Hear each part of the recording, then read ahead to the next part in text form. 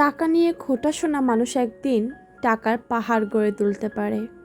প্রতিটি মানুষের ভিতরেই জেদ থাকে, কেউ পজিটিভভাবে সেটি কাজে লাগায়, আর পজিটিভ জেদগুলোই একদিন মানুষকে সাফল্য দেখিয়ে দেয়। আপনি একজন মানুষকে খাবার নিয়ে খোঁটা দিচ্ছেন, দেখবেন দ্বিতীয়বার কখনোই সে আপনার কাছে আর খাবার চাবে না। আপনি একজনকে একটি স্থানে বসে অপমান করছেন, কোনো ব্যক্তি সেই স্থানে আর দ্বিতীয়বার ফিরে যাবে না। আপনি যাকে কটাক্ষ করছেন, তার যোগ্যতা নিয়ে প্রশ্ন তুলছেন, তার ভেতরে থাকা পজিটিভ জেদটা পারে সেই যোগ্যতাকে প্রমাণ করে আপনাকে দেখিয়ে দিতে। আমার মতে প্রতিটি মানুষের ভিতরেই জেদ থাকা উচিত, কেননা পজিটিভ জেদ আপনাকে অনেক দূর নিয়ে যেতে পারে। অবশ্যই আমাদের প্রত্যেকটি মানুষের ভিতরে নেগেটিভ জেদগুলোকে বর্জন করা উচিত, কিন্তু দুর্ভাগ্য হলো সত্য, পজিটিভ জেদে মানুষ খুব কম রয়েছে। হ্যালো এভরিওয়ান, আসসালামু আলাইকুম। আশা করি দেশ কিংবা দেশের বাহিরে, কাছে কিংবা দূরে, যে যেখানে আছেন না কেন, মহান আল্লাহ তাআলার রহমতে সকলেই সুস্থ আছেন। আমরাও আলহামদুলিল্লাহ অনেক ভালো আছি। যে এম মারফিস ডের পক্ষ থেকে আমি মারফি সবাইকে আরও একবার ওয়েলকাম করছি আমার নতুন আরও একটি ভিডিওতে। যদিও আজকের ভিডিওটি বরাবরের তুলনায় অনেকটাই ভিন্ন আর অনেকটাই ছোট।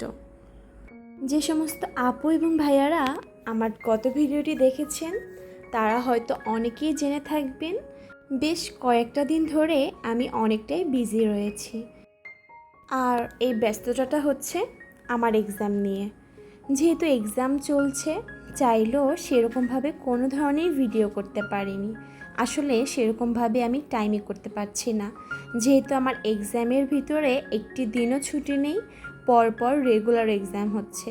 তাই সেরকমভাবে আমি না পারছি এডিট করতে, না পারছি কোনো ভিডিও শ্যুট করতে। আর আপনাদের জন্য একদমই সিম্পলভাবে আজকে দুপুরের রান্নার আয়োজনটি শেয়ার করছি।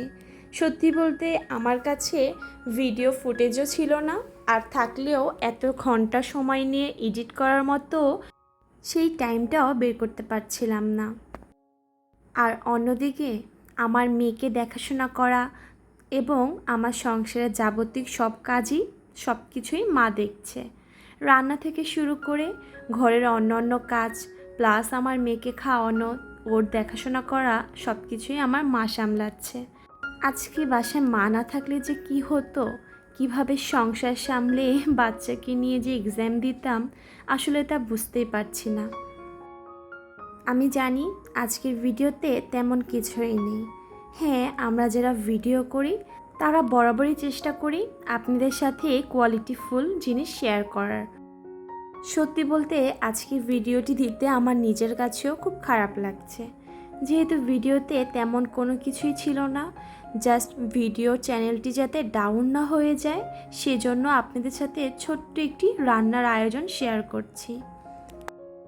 যদি কোনো আপু কিংবা আন্টি কিংবা ভাইয়ারা আমাকে ভালোবেসে থাকেন, প্লিজ আমার ভিডিওটি একটি ছোট্ট লাইক করবেন। আশা করি আমার প্রিয় আপু এবং আন্টিরা আমাকে ভুলে যাবেন না। ইনশাল্লাহ খুব শীঘ্রই আপনাদের সাথে অনেক সুন্দর সুন্দর ব্লগ শেয়ার করব। প্লিজ আমাকে ভুলে না যেয়ে আমার পাশে থেকেন। আপনাদের সাপোর্ট ছাড়া কখনোই সামনে এগোনো সম্ভব নয়। আর আমি চাচ্ছি না আমার এই ভিডিও চ্যানেলটি একদম ডাউন হয়ে যাক, যেহেতু আমাকে সব দিকেই সামলাতে হবে।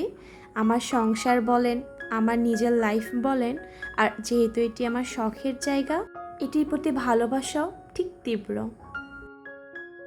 আমার অনেক অনেক মিষ্টি আপু, আন্টি এবং ভাইয়ারা অনেক সুন্দর সুন্দর কমেন্ট করেছেন।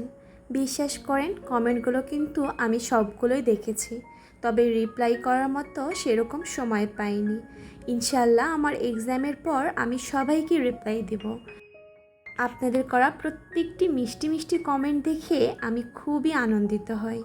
এত সুন্দর সুন্দর মন্তব্য করে আমার প্রিয় আপুরা এত কিউট করে কমেন্ট করেন, আপনাদেরকে অসংখ্য ধন্যবাদ।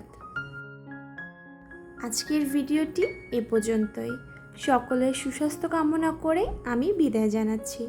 আপনারা সকলেই আমার জন্য এবং আমার পরিবারের জন্য দোয়া করবেন আর আমার এক্সামের জন্য দোয়া করবেন।